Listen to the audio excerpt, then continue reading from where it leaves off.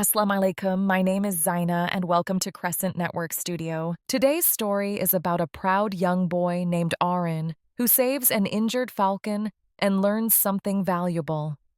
Once upon a time, in a quiet valley surrounded by golden mountains, lived a boy named Arin. He was brave, clever, and always eager to show off his good deeds. The villagers admired him, and he admired their admiration. One sunny afternoon, Arin heard a loud cry from the sky. A falcon, majestic and golden-eyed, tumbled from the clouds, crashing against the cliffs. Arin ran to it, wrapped its wing with a piece of his cloak, and whispered, "You'll be all right, beautiful bird." When he returned to the village, everyone gasped. It was the prince's falcon. Arin's heart filled with pride. "I'll take it back to the palace myself," he declared. His mother, Mira, smiled softly. "My son, remember, kindness done for show is only half a kindness." But Arin only saw the glory ahead. The next morning, Arin began his long journey through the desert with the falcon in a small cage. Along the road, a shepherd called out, "Young traveler,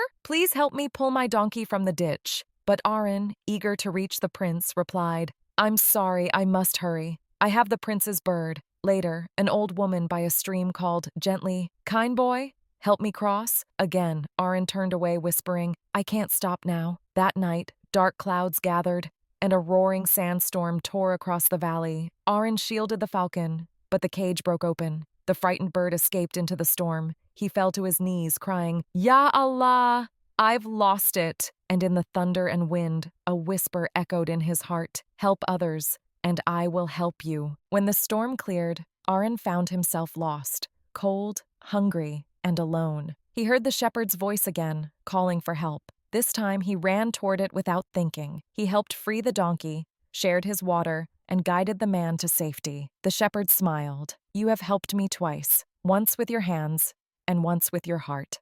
Later, Arin met the old woman again at the same stream. This time, he carried her across and said softly, "Forgive me for ignoring you before." She smiled, eyes glowing with wisdom.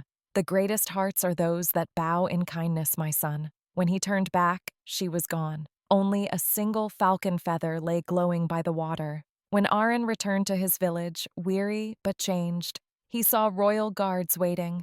The prince stood beside them, the falcon perched proudly on his arm, healed and radiant. The prince said kindly, "Your bird returned on its own. The villagers told me of your kindness on the road. You showed true nobility." Arin bowed his head. "I did only what I should have done, my prince. I helped others for Allah, not for praise." The prince removed his silver ring and placed it in Arin's hand. "Wear this not for pride, but to remember that humility is the crown of honor." That night, Arin gazed at the stars, turning the ring in his hand. He whispered, "Ya Allah, make my heart gentle. Let me serve others, not for fame, but for you." Outside, the falcon soared into the moonlit sky, letting out a cry that echoed across the valley. And Arin smiled, feeling true peace for the first time. That story reminds us that true greatness doesn't come from pride or being noticed. It comes from being humble and kind, even when no one is watching. The Prophet ﷺ said, "Whoever humbles himself for the sake of Allah, Allah will raise him in honor." Until next time, may your heart always shine with faith and kindness. Can you think of a time when being kind or humble changed someone's day, or your own?